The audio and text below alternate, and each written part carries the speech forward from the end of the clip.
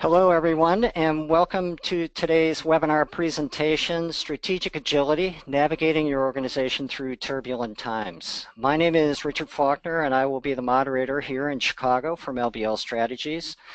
And just a couple of things before we get started, and I introduce your presenter, Randall Rollinson. First, a recording of today's presentation along with a PDF of the slides that are covered will be sent to you on Friday, so watch your email inbox for that, and you will be receiving that at some point tomorrow, Friday of this week. Secondly, questions. If a question comes to mind that you want to pose related to the content covered, please take advantage of putting that question in the questions box area that you have over in your control panel. We will, as time permits, address some of those questions at the end of the session, and the ones that we don't get to, Randall Rollinson will follow up with you individually and provide you with an answer to your question or some feedback on the issue that you raise. And now, by way of introduction, first of all, today's presenter is Randall Rollinson. He is co-founder and president of LBL Strategies here in Chicago. He's also a senior associate with the Strategy Management Group. Randall has extensive experience in both providing education, training, counseling, facilitating strategic planning projects. He is also the co-author of Strategy in the 21st Century, which is the core text in the course that Randy teaches through George Washington University's College of Professional Studies. He is also the co-founder and current president of the Chicago chapter of the Association for Strategic Planning. He's been a core contributor to the growth of the association over its lifetime, and he is also currently an ASP registered education provider. And in the ASP vein, he is the current conference co-chair for the 2018 National Conference, which will be taking place here in Chicago and has as its theme, Bridging the Strategic Execution Gap. And with no further ado, I'd like to introduce Randall. Randall, take it away. Thank you, Richard. It's really great to be with all of you this morning, this afternoon, this evening, depending on where you are. Let me begin by just kind of right up front sharing my perspective, our perspective on managing strategic performance. The times we live in are certainly turbulent. We think of kind of three dimensions to managing strategic performance. Every organization needs some type of process. We think in terms of 6 different phases, but regardless of how you approach it, this idea of having a disciplined process is fundamental. More important, though, is that the organization has the capabilities to really not only develop but execute and adjust a strategy as time goes by. And more important than capabilities from our perspective is that individuals and teams have to have strategic management competency or competencies. The extent to which competencies grows drives organizational capabilities. In turbulent times especially, we need to have specific rhythms and capabilities if we're going to be able to be agile. And foremost is this ability to be able to adapt quickly to changing circumstances. Jack Welch put this very succinctly: an organization's ability to learn and translate that learning into action rapidly is the ultimate competitive advantage. Another well-known philosopher, Mike Tyson, put it this way: everyone has a plan until they get punched in the face. And I think we all can identify with that. So it's how we react to adversity, to change, to new information that defines us, not the adversity itself. Let me start with some fundamentals. And again, these are kind of from my own perspective. This idea of being agile, it's really a function of the urgency and the need for change within a particular organization. If we're in a commodity organization, and we do a lot of work in the agriculture space, in commodities, looking out into the future, 5 years may be the pace at which an organization needs to change. But if we're in a tech company in Silicon Valley, certainly we've got to be able to adapt and adjust much more quickly. The notion of strategic agility is really both seductive and elusive.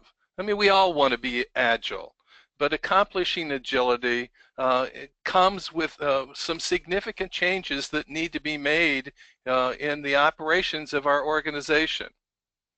We believe the pathway to achieving agility really depends on your circumstance. And I'm not sure who to attribute this quote to. I found it listed for Nelson Mandela, George Shultz, former Secretary of State, and even a Truman-era diplomat. But the point is, where you stand, in this case on agility, depends on where you sit. If you're an organization with a well-focused strategy, you're moving forward, and it's, okay, how can we improve and be more agile? That's one thing. But if we're unclear how we fit into the market space and where exactly we're going, and we don't have a high-level strategy that makes sense, that's quite another. So again, where you stand depends on where you sit. As I mentioned, strategic agility challenges all levels of an organization. Our behaviors have to change. Our thinking needs to improve. And we believe there are 10 team competencies that really drive an organization's fundamental ability to be agile. Now, in the time we have today, I won't be able to go into each of these in any depth. I will touch on each of the 10 and then say a bit more about the 3 that are highlighted in this chart. Let me emphasize from the beginning that we look at agility, strategic management competencies along 5 levels. The first, which is anything but agile, is an organization that's really in conflict. High degree of politics, people are not getting along, and it's not a very nice place to work. Then we have organizations that kind of the conflict goes away, but we've got people that are confused. I mean, where are we going? How are we going to get there? Hard to be agile. There is a point, though, when we reach clarity on, all right, we understand the marketplace, we understand our capabilities, we know where we're trying to go, we know how we need to get there, or at least we have a good idea. But that doesn't mean that our team is actually engaged. When we get the team members engaged in executing, we're well on our way, and over time, we reach a state of strategic agility. We're in the process now of developing an online tool to where you can assess the kind of the strategic management competency of your team. We're currently in beta testing of this, but once it's finalized, we'll send a link to all of you, and if you want to fill it out with your team, you can get a profile that'll be generated online. So some characteristics now of level 5 strategic agility. First, is your team can think strategically.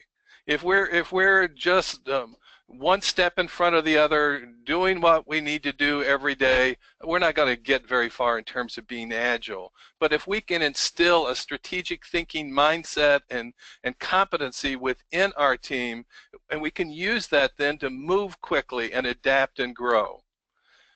Very important is this notion of values. It's hard to give any kind of strategy talk and not emphasize the important role values, shared values. When we have shared values that are deeply embedded in the organization, it's not hard to make decisions, or at least not as hard. So organizations that are agile, they know what their values are, and they use those to make good, timely decisions. An organization that's really agile, they're able to pick up on weak signals about what the environment is telling us, and be able to convert those into, at best, uncontested market opportunities. We see where the puck's going, and we skate there, and we get ourselves there. We're positioned because our team is good at listening to these weak signals. We're able to leverage leverage what makes us special, what differentiates us in the eyes of our customers, and use those core competencies to help steer the ship or identify where new core competencies are needed. If our team is good at that, it best positions us to be able to adapt to these weak signals. Our team's united. We're achieving tangible results. We're feeling good about moving in the direction that we're headed. When we have a team that's united, engaged, working together, very definitely fundamental to being agile. We have the ability to not only implement and evaluate, but we can adjust. We can do it efficiently. We know what that desired future state is and what our goals are to get us there. Well, sometimes that punch in the face comes along and we need to adjust our goals and our strategies, our strategic objectives. And we're able to do that without the wheels coming off the bus here. We're able to do it nimbly. Another characteristic is that we're using measures to help us identify what these weak signals are, whether they be internally or externally. Too many organizations are measuring too many things. It becomes bureaucratic and it caves in on itself. So having those vital few indicators that help us identify when we need to make changes to achieve our goals. We're good at prioritizing. If we're not good at prioritizing, when that punch comes along and we spend an inordinate amount of time trying to decide what we need to do to move forward, that tells me that we're not really good at prioritizing. There's all kinds of ideas. Resources are limited, but being able to prioritize is key to being agile. Back to Jack Welch now. We learn, we adapt. We're listening to what's going on, we're learning from that, and we're adapting not only our plan of action, but the original assumptions that led us to the strategy to begin with. This is Chris Argus's idea about double loop learning. Organizations that are agile are able to not only quickly adapt what they're doing, but feed back into thinking through again the assumptions that drive the strategy. And then lastly, which is back to this team united, we're working together in such a way, not just that we say we'll work together, but where collaboration, the culture expects collaboration, and collaboration is being practiced. When you can look at these characteristics and say, okay, we stack up pretty well, you have the foundation to be an agile organization. So now let's look at each one in turn. Competency 1, the team can think strategically and understand how to lead their team to move forward. So strategic thinking is about anticipating. Again, back to the great Gretzky, not where the puck is, but where's the puck going? We can anticipate where things are moving. And then we can think critically and understand, what we might do to take advantage of those changes. Well, how's it going to impact others? It's not just about our own silo, but how is it going to impact others up and down the organization? Strategic thinkers, they're able to interpret, and really look, okay, based on what we know, here's what success could look like in the future, and then make decisions, even though we don't have the right data, it's too darn complex, it's ambiguous, but we still, good strategic thinkers are able to make the right choices. And I'm not talking about just at the top of the organization. I'm talking from top, the senior management team, mid-level managers, the frontline people that are engaged in executing strategy. They're able to make good decisions. And then lastly, aligning the workforce behind the strategy and then realigning as quickly as we possibly can when the strategy changes, when the initiatives change. We don't just wallow in, well, that's the way what we're doing, now we're doing something else. But we understand change is required and we're able to move forward. Secondly, I've talked about values. They are foundational. If we do not have a good set of values that provides the foundation and even the architecture of what we're trying to do, and use those values day in, day out, whether it's the boardroom, the C-suite, the management team, the mid-level management team, frontline people, contractors, volunteers if we're in a nonprofit, using values to make decisions quickly.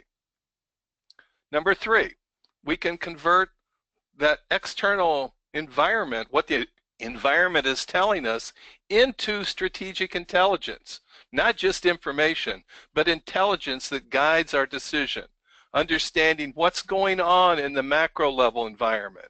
What's going on, all we need to do is look at what's going on in Washington, D.C. right now. And for any of us that are impacted for government, which is most of us, we need to be able to get our hands around what does this mean? How should we incorporate this information into our strategy and into managing our risk? It's also true at the micro level or the industry level, where our key stakeholders are. We're listening to them. We're feeling where things are going. Customers, certainly we're understanding their needs as best we can, and what are our competitors doing. But the main point is to establish what I would call perpetual listening posts inside your organization, where we've got team members assigned to looking at various dimensions of the external environment, listening, learning, trying to pick up on what those weak signals are, so that we can, as a team, discern whether this is a durable trend. Is this something we can really lock into and lock onto and let this guide what we're going to do as an organization?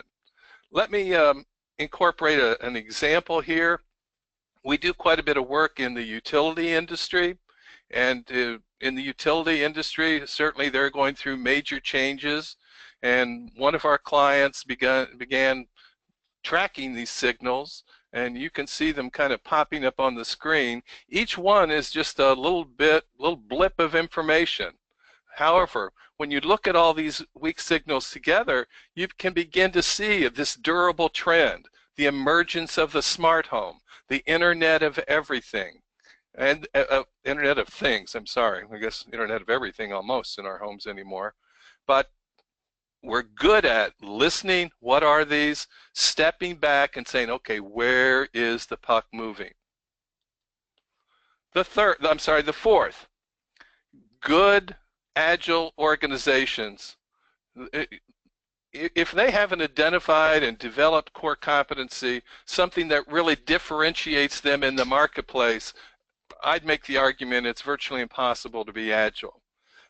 Gary Hamel and C.K. Prahalad did some great work when they pointed out the three factors that help us identify where we really do have a competency.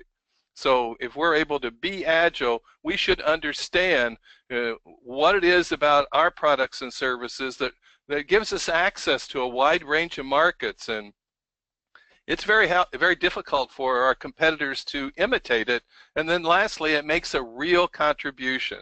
So first, understanding what our core competency is if we don't have one or if we need to change, having the ability to develop new competencies and to do that deliberately and use that information in our decision-making process.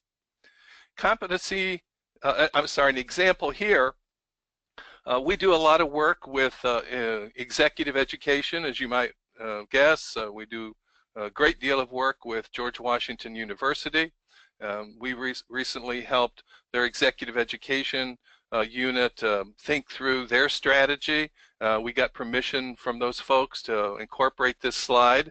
But for those of you that are familiar with Blue Ocean, you'll see that along the bottom, and let's just kind of make believe the rest of this, this on the right-hand side doesn't exist.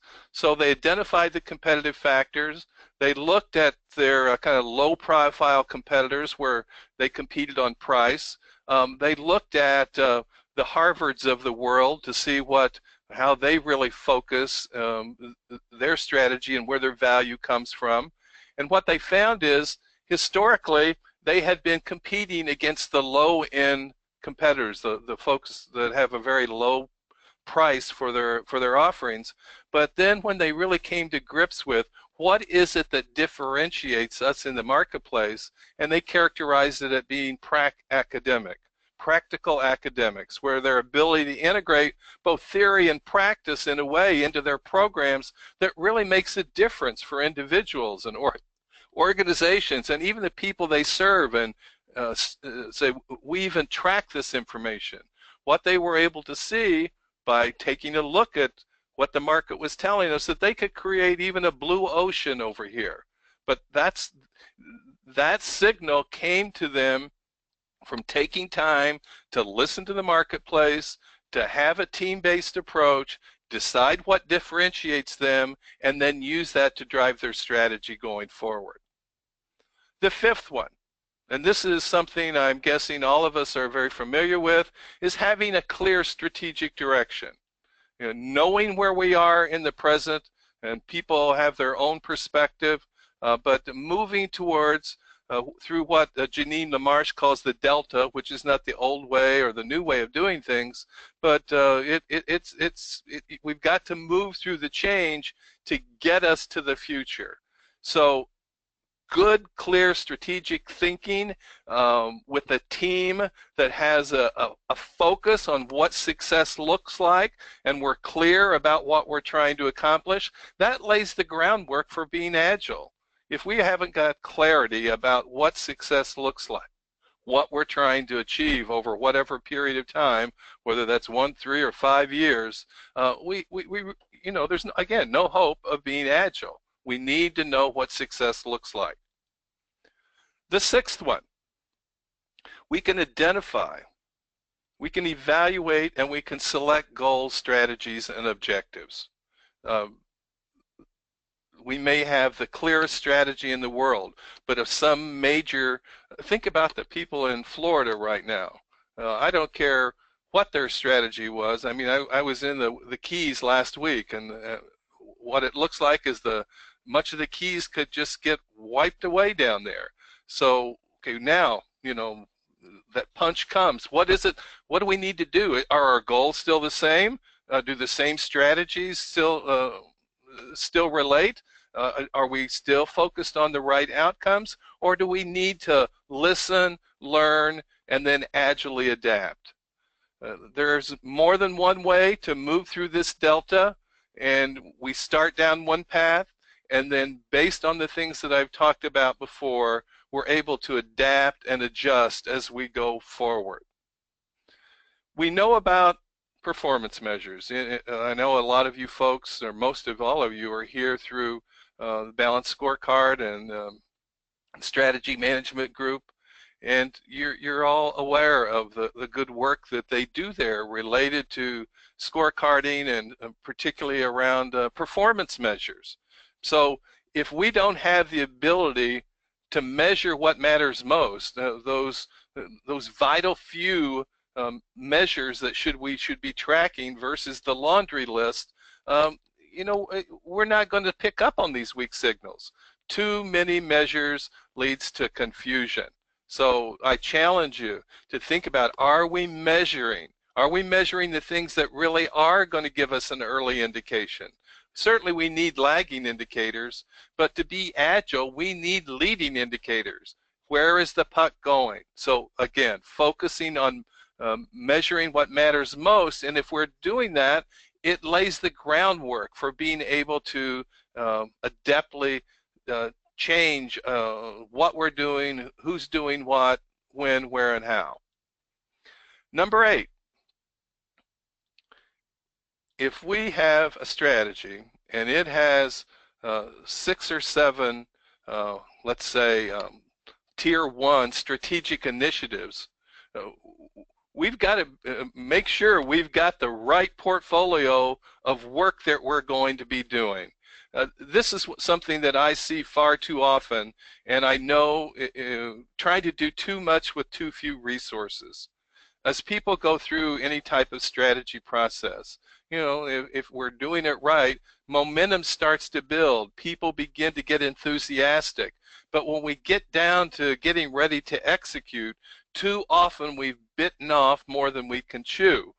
So being able to prioritize, focus on what it is that we need to get done first, second, and third, and not take off and try and do more than we have the ability to do, because if we do that, it leads to discouragement, and discouragement is certainly quite different than being agile. We need to be able to prioritize. We like this tool. We use this tool a lot in our work, and there's other ways of being able to prioritize. But if we can look at what it is that we're doing and say, okay, is this strategically, how strategic important is it? How urgent is it to the pace at which we need to change? How much is this initiative, this work, whatever it might be, it's mission critical? And then also looking at the expected return on investment, what it is that we expect to get from that. Maybe it's not always financial, but oftentimes it is, and I would encourage you to use that as a primary criterion. But there's oftentimes other benefits, community benefits, whatever they may be.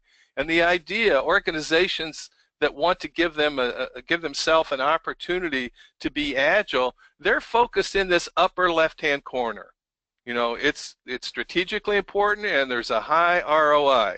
Now, if it turns out that we have resources available above and beyond what we can do in this quadrant 1, then certainly we can be selective about doing some things that have a high ROI, maybe a lower strategic importance, or the opposite. We can focus on things that are really important with a lower ROI. But let's don't go there. Let's not fall into that trap of biting off too much until we make sure we can take care of what is needed right now. Number 9, and this is the key to all of it. Strategic planning. It's about thinking, but now when we get down to execution, this is about actions, and this is where so oftentimes things fall apart. Richard mentioned that I'm the co-chair of the upcoming ASP National Conference, and the theme this year about bridging this, the strategic execution gap centers on this idea that a strategy comes down from the top of the organization and it gets handed off to the people who are involved in execution. Oftentimes things fail right there because the people who develop the strategy oftentimes don't follow through and leave it to others. So having a methodology, and there's more than one way to execute, but having a methodology that gets at this gap is near and dear to what we're doing these days. A guy by the name of Robin Speculin that I've just come to know here in the past several months wrote an excellent book, and I'd recommend it to all of you, called Excellence in Execution: How to Implement Your Strategy. We've been studying it carefully here, and one of the things that Robin points out, which is different than what some of the other folks have reported over time, is that we're improving. We're getting better at execution. The failure rate is going down. So progress is being made. However, we've got far too many strategies that fail, strategic plans that fail. The loss of value is very significant. The Project Management Institute reports similarly that only 62%, that's improving, that's moving in the right direction, are successful at executing strategic initiatives. Again, another statistic from Robin Speculin, only 40% of leaders believe their organization is good at implementing strategy. Harvard Business Review did a study, was published in Harvard Business Review in 2015, that only 11% of managers believe that the resources are there, the financial, the people resources, to be successful. Again, we've bitten off more than we can chew. Back to HBR, another study that was reported, that 30% of managers cite failure to coordinate. Silos get in our way for being able to address execution in general, and let alone being agile. If we're not coordinating across units and we're just focused on our own backyard, we'll never be agile. We have to understand where the rest of our team is coming from, what their needs are, how what we're doing relates to them. And then lastly, only 10% of organizations surveyed at least two-thirds of their objectives. They were achieving at least two-thirds of their objectives. Only 10%. We're achieving 10%. We're only 10% were achieving two-thirds of their objectives. I mean, again, the loss of value here. So we're making the argument, and we're making the argument as loudly and clearly as we can, that we need some organized approach to execution. As I mentioned, this is another great book. It's been around for a while, but it really makes the case, Larry Bossidy and Ram Charan, that strategies may be great, but they too often fail because they just weren't executed well. That gap between formulating strategy, implementing and evaluating, controlling strategy, too often that occurs. Now, why? Very definitely there has, and it's improving, so I don't want to cast aspersions on everyone, but too often management doesn't recognize that execution is a discipline. There's a way to do it. There are a set of best practices, just like there is in marketing, finance, and HR and IT, or even in strategic planning. There's a set of best practices. There's also a set of best practices when it comes to execution. And that execution is integral to strategy. These are not separate things. I mean, the process of formulating needs to roll into the execution, and that engagement from the top all the way down needs to continue, and I'll come back to that in a moment. It is the major job of the business leader. I can't tell you. I mean, I'm thinking about a client in an industry trade association, had 80,000 members, put all this effort into developing just a first-rate strategic plan with his board. Then it came down to rolling it out. The CEO was traveling 3 out of 5 days every week. And once it came time to execute, he would not change his travel schedule. He delegated to others who were not the leader of the organization. It began to be undermined. The communication was done poorly at the rollout.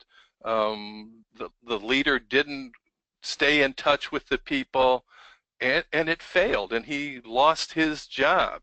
So it's the CEO of the organization and his or her management team that need to stay deeply involved, especially the CEO, not in actually doing the work, but coaching, clearing out obstacles, being an advocate for change, practicing what he wants, what he's preaching to everyone else, leading by example. That's the major role of the business leader, and oftentimes we fail. Ultimately, we want to get to the point where this idea of an organized approach to execution is a part of the organization's culture. One of the things that Robin Speculin points out in his work is that often organizations set up strategy management offices just by necessity in order to get things moving. But he encourages, and I'm being persuaded as I think about this more and more, that over time we want to phase out that strategy management office. We want to build these disciplines, these competencies, such that they're part of the normal culture of the organization.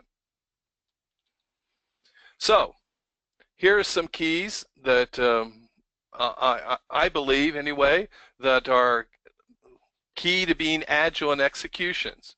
And I've touched on several of them already, but I think they warrant being repeated. The leaders of the organization, they have to create the right conditions and then stay deeply involved, whether that's balancing short-term decisions against long-term, it for sure means minimizing the number of objectives. I'm just not a believer in this idea of having 12 to 15 strategic objectives. It may make sense intellectually, but organizations need to get their team to focus again on the vital few, the 4, 5, 6 major objectives that we're trying to achieve. So what an executive can do, maybe they have a strategy map and maybe it has 12 to 15 objectives, but let's identify the critical path. What are the ones that are the most important, and get execution focused on those to drive results versus trying to tackle everything all at once. I can't tell you how many times I've made that statement with clients, and again, they're all excited about what they've developed and they're proud of it, and we've got my strategy map here, we're going to do all this. Well, maybe, but maybe not, and it may take longer. That punch in the face is certainly going to come. Something is going to occur. Maybe it's even a bluebird that changes the opportunity space. But minimizing the number of objectives would be my counsel. Making sure that how are we going to be agile if we don't have the resources in place from the beginning? It's one thing to just, okay, we've got our strategy, here's our map, here's what we're going to measure, who's going to do what.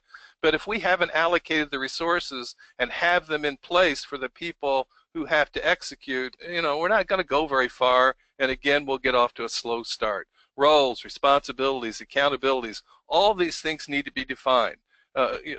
They shouldn't be delegated. I mean, at least at the tier 1 going to the tier 2 level. The leaders of the organizations need to stay engaged from the beginning and then throughout the journey. So creating the right conditions is key for any organization in order to be agile. So oftentimes, the role of mid-level managers gets overlooked. Mid-level managers are the key to the kingdom.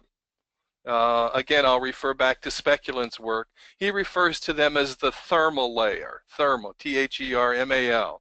They absorb the heat from the top and the heat from the bottom. And they're the ones that, for sure, need to understand not only what the organization's priorities are, but why they're important. What is it about the environment, particularly the external environment, that tells us that we need to be focused on this priority? Not just delegate it to them and tell them to go do it, but make sure they know, understand, have been part of developing in some sort of way or closely communicated with, so there's buy-in. Those mid-level managers then in turn need to know the capabilities of their team, the competencies of their team. It doesn't do any good to move down a path when we don't have the capabilities on our team.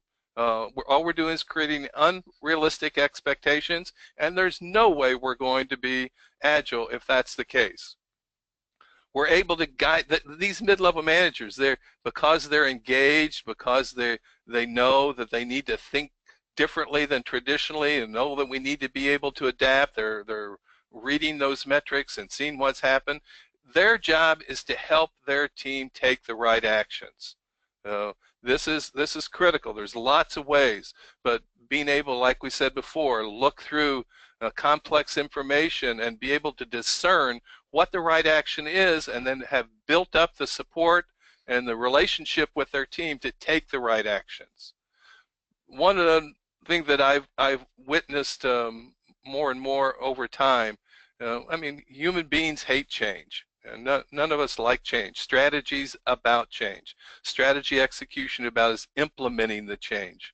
So if we go slow in the beginning, we can go faster as we move along. So taking small steps in the beginning, getting the strategy executed, waiting for those weak signals, having built some success along the way, and then be able to adapt. One other thing that I kind of backed into 3 or 4 years ago, but didn't pursue it as much as I believe now is necessary, is breaking the work plan, what the work that needs to be done, up into 90-day segments.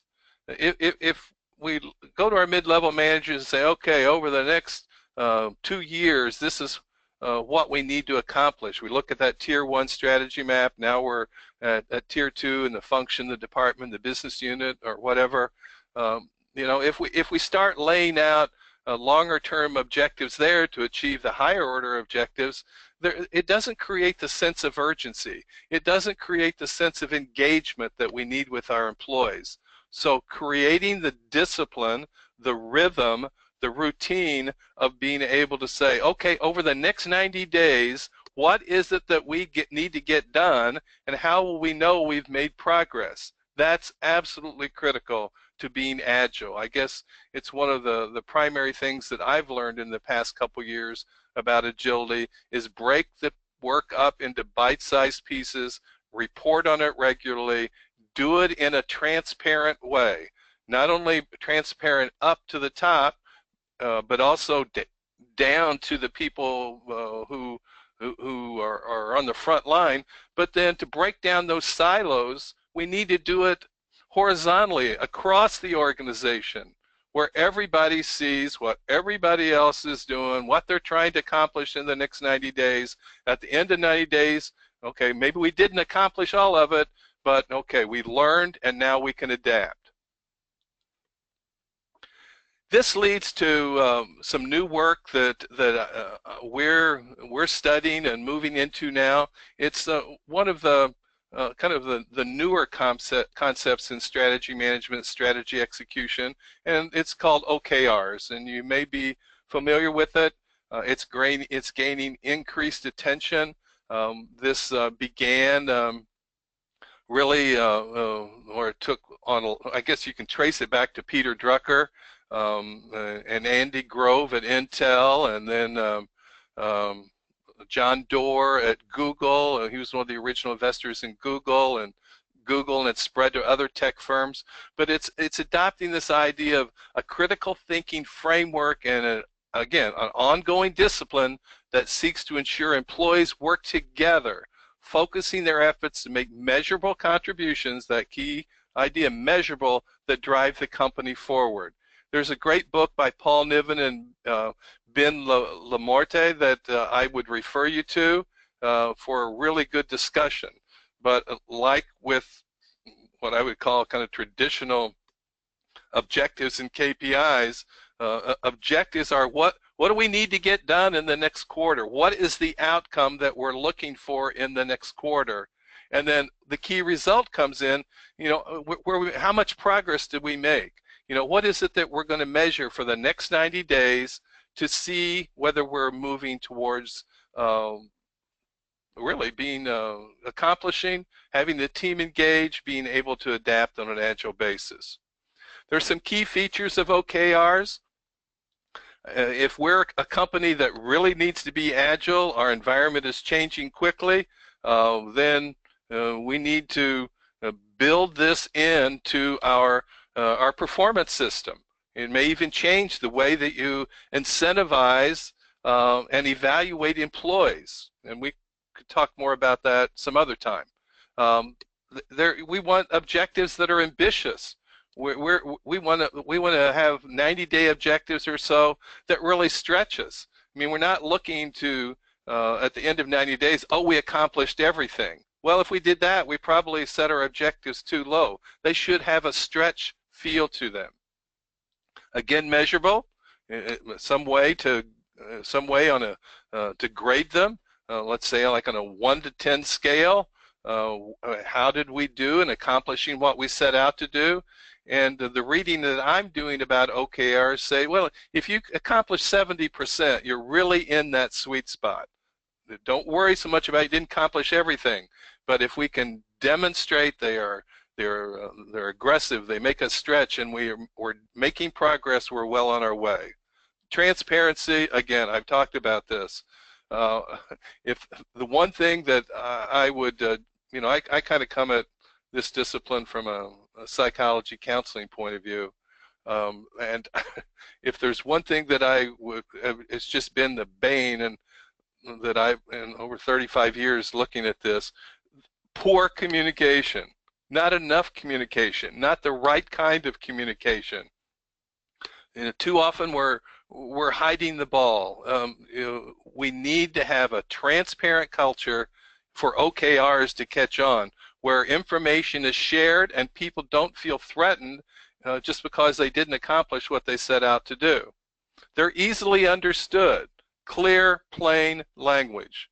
What the outcome is, what the quantifiable result is in the next 90 days. They're focused on change. What needs to change? That's the idea. An action-oriented orientation focused on what needs to change. And while they can be used at all levels, they can certainly be used and are being used at the enterprise level, tier 1, tier 2 program, business unit, department level, and then the employee level. Where I guess I've kind of come to this, and I'm still evolving my thinking here, but I'm still a big believer at the enterprise level. Having a tier 1 strategy map makes a lot of sense. Not that those objectives can't change, but generally they point the direction. Where I see the most value of OKRs is at the tier 2 level. What if I'm in the marketing function, I know what the organization's trying to do in terms of its outcomes. Well, what do we need to do in the marketing function over the next 90 days to move things forward? And then what do I need to do as the manager of the marketing function over the next 90 days to help my department move forward? That idea of having a clear visual strategy map at the top and then building the discipline of 90-day reporting at the tier 2 level, and certainly tier 3 too, as we need to. So here's an example. This is a picture of alignment, and we're calling this Amy's Ice Cream Palace. Amy, you is one of the team members here, so we tagged this to her name. So we've got a vision of making the world a better place, one scoop at a time. We want to increase market share by 35% over the next 5 years. We're going to, in order to do that, we've got to increase our brand awareness. And in order to increase our brand awareness, the IT function needs to improve our social media presence and access. And then the webmaster needs to increase the social media knowledge, skills, and aptitudes. So that's kind of a traditional, cascaded, aligned strategy. From my point of view, if we're going to stick with the tier 1, kind of being a traditional, what I would call balanced scorecard strategy map, it's a little different when it comes to agile. And I'm just showing an example of what I've already talked about. We still have the same direction. We still, over 5 years, we still want to increase share by 35%. We still know brand awareness. But what do we need to do in order to move us forward? So an IT OKR might be something like increasing website traffic by 30% in the next 90 days. We've got the objective and we've got the key result. Now at the personal level, that translates into the webmaster now being able to increase Google ranking of best ice cream in Chicago, that phrase, to page 1 in the next 90 days. What do I need to do to optimize our search engine around best ice cream in Chicago so that we are on page 1? That has a completely different feel than just increasing my knowledge, skills, and attributes. Competency 10, and then we're coming to the end here. The team can facilitate teamwork and team building. There's no way we're going to be agile if we can't motivate, getting people involved in the process, being inclusive, getting people involved, facilitating innovation, facilitating participation, maybe even calling it facilitating team engagement, where everybody feels like they're part of the team. Leaders have to stay involved in order to create this condition. And then being able to encourage people to act on behalf of what's best for the team. Not what's best necessarily for me or even my department, but for the organization that I'm a part of, what is best for all of us. And then having a forum. Things come up, problems happen. Having some forum for being able to deal with conflict. If we're buried in conflict, we'll never be agile. So having that competency is very important. Okay, enough of that. What I've been going through is really part of what's included in our strategy management performance system program. You can see the 6 phases, the tasks that are involved.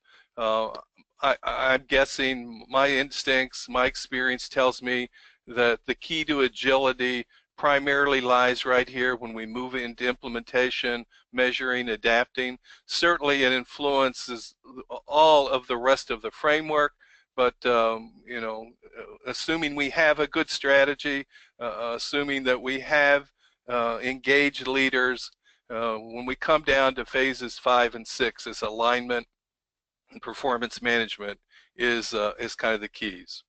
And then kind of the ongoing feedback that's required over time, that discipline, that rhythm. So if you want to learn more about this, I would encourage you all to take a look at our performance strategy management performance system certification program. We do this with George Washington. The next live cohort begins on September 19th. There are 10 live sessions. We meet every Tuesday from 4 to 5:30 Central Time here in Chicago. You can connect with learners from all over the world. We have people different places, but join us those 10 sessions. For anyone interested in becoming ASP certified, anyone that's gone through our course thus far has passed, so we're really proud of that. We also have an online self-paced format if that works better for you. If you'd like more information, you can reach out to my business partner, Doug Maris, and you can look into the registration process there. So let me stop there, Richard, and thank everyone and see if we've got any questions. Thank you, Randy. First question, it's a two-parter, and this one will definitely hit you in the face. So is strategic planning dead? And on the heels of that, is it just about strategic execution today? Anybody that thinks strategic planning is dead is missing the point. A strategy just doesn't land on us from above. We have to understand the external marketplace, what's going on at us, going on out there, and figure out where we are going to focus. So in no way, shape, or form is strategic planning dead. That said, there's very little value to strategic planning unless we have the capability to execute.